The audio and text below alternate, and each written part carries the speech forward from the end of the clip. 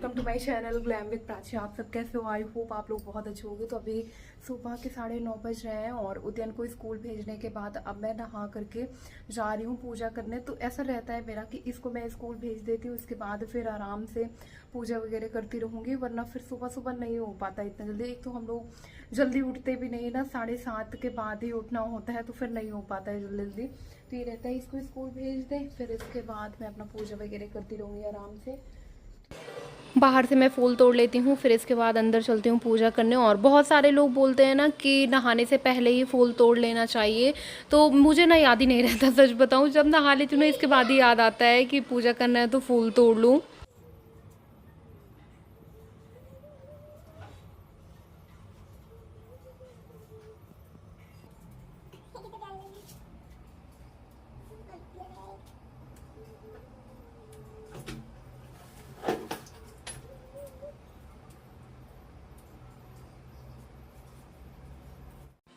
फूल मैंने तोड़ लिया था, मंदिर में आ गई हूँ। अब करते हैं पूजा। और जब से माता रानी की चौकी लगी है ना मंदिर में ना, और 4 चांद लग गए हैं।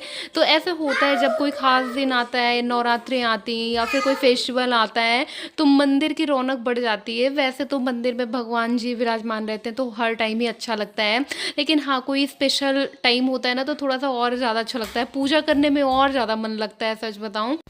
पूजा करने के बाद अभी मुझे कन्याओं का प्रसाद भी निकालना है। पहले मैंने सोचा था कि घर में कन्या बुला करके खिलाऊंगी, फिर मुझे लगा कि अभी एक तो हम लोग नए हैं ना, तो समझ में नहीं आता कि कौन सी कन्या कहाँ मिलेंगी, किसको बुलाओ किसको नहीं, क्या कैसे, तो नहीं समझ में आ रहा था।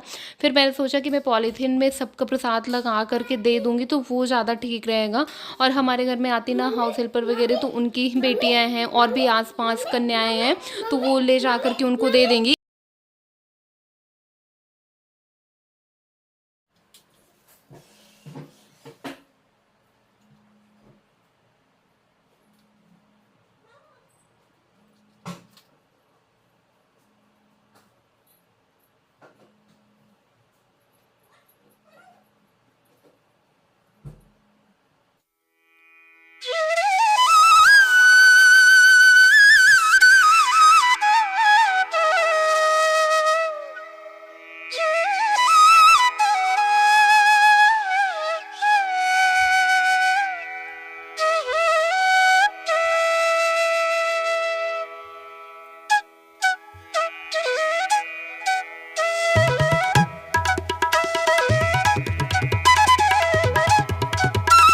गाइस मेरी पूजा हो गई है और मुझे आसन रखने की बिल्कुल याद नहीं थी कि मैं नया आसन लेकर के आई हूँ, लेकिन याद नहीं थी बिल्कुल भी। तो अभी मैंने डाल दिया है कि अगर यहाँ पे पड़ा रहेगा तो सही रहेगा, वरना नहीं रहता ना तो जल्दी जल्दी में दिमाग में भी नहीं आता है। और सोचो, कहते हैं कि मतलब बिना आसन की पूजा नहीं करनी चाहिए, आसन में बैठ करके ही करना चाहिए। बट मैंने पूरी पूजा कर डाली, मुझे याद ही नहीं था, अभी याद आया तो डाल लिया है, ताकि अब नेक्स्ट टाइम से पड़ा रहे। ये मैं आपको दिखाऊं, सारी तैयारी मैंने करके रख लिया है एक जगह, ताकि मुझे इधर उधर परेशान ना होना पड़े। तो जलेबी आ गई हैं, केला है और रैपिंग पेपर भी मैंने रख लिया पास में, पॉलीथीन, ताकि इसमें रैप कर करके जलेबी मैं रखूँगी, मिक्स ना हो सब कुछ आपस में।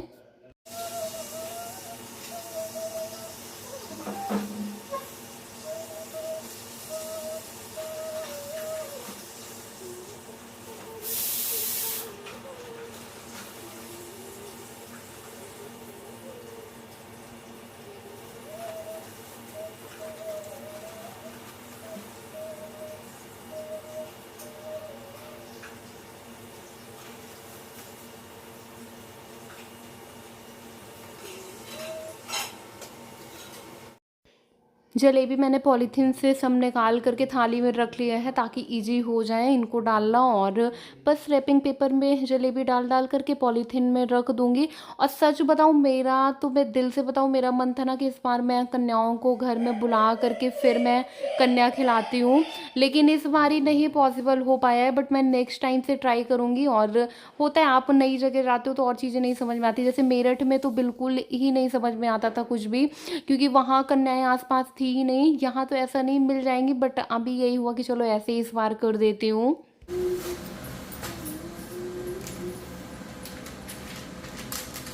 तो मैं अभी सब कन्याओं का निकाल करके रख दे रही हूँ। और सारी ऐसी पॉलीथीन में निकाल करके रख दूंगी ना, तो फिर ले जाने में भी इजी रहेगा, वरना ऐसे कैसे बनेगा। तो पॉलीथीन में रहेगा ना, सही रहेगा।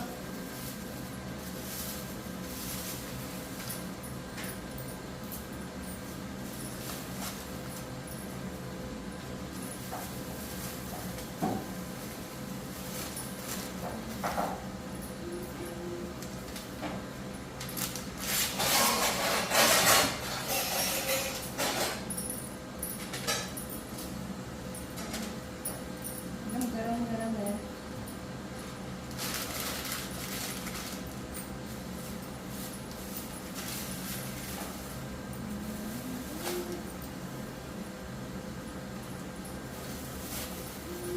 अभी मैं इस पाव से जुगाड़ू टाइप का ब्रेकफास्ट बनाने वाली हूँ। तो ये आलू रखे हुए थे, बॉयल हो गए थे ज़्यादा, तो अभी इनको फ्राई कर लेते हैं, फिर अंदर आलू को स्टफ़ करके बनाऊँगी। इसमें डाल दूँगी आलू।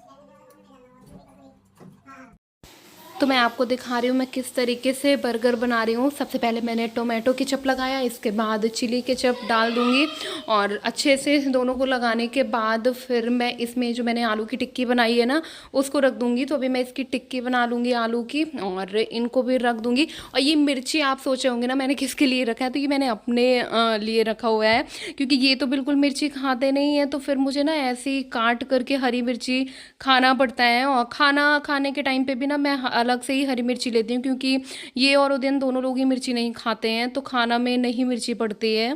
तो गाइस बर्गर बन गया है फाइनली, और मैंने ना एकदम सिंपल वाला बनाया हुआ है, सिर्फ आलू की टिक्की वाला।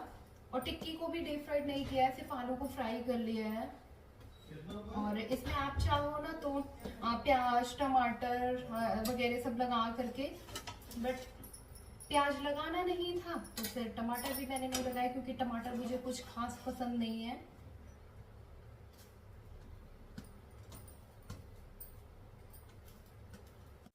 ये मैं आपको दिखाऊं, बर्गर बन करके रेडी है, और सच बताऊं बहुत टेस्टी बना हुआ था, बस इसमें ना थोड़ा सा प्याज और टमाटर मिसिंग था। गरम बर्गर पेश हो रहा है, और मैं आपको अपनी पसंदीदा चेयर दिखाऊं। उदयन नहीं है ना, तो बैठ जा रही हूँ, और ये बहुत मजबूत है, बिल्कुल टूटती नहीं है। लेकिन अगर उदयन रहता है ना, तो मुझे बिल्कुल नहीं बैठने देता है, उसको रहता है कि ये मेरी चेयर है, देख लेगा ना तो तुरंत आ जाता है, बैठ जाता है। कभी खा करके ट्राई करके बताती हूँ।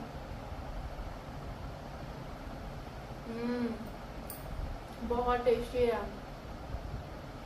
सच में बहुत टेस्टी बना। बर्गर मैंने खा लिया है, और आधा ही खाया है, पूरा खाने का मन नहीं कर रहा था, क्योंकि दिमाग मेरा दही और जलेबी में रखा हुआ है। तो दही मैंने ले लिया है, जलेबी भी लेते हैं।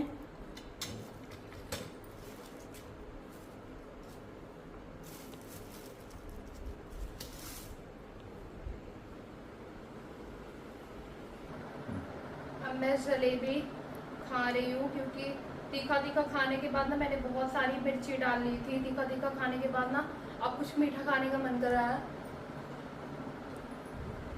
और जलेबी रखी हो अगर सामने तो फिर मैं रुक ही नहीं सकती, बहुत पसंद है मुझे।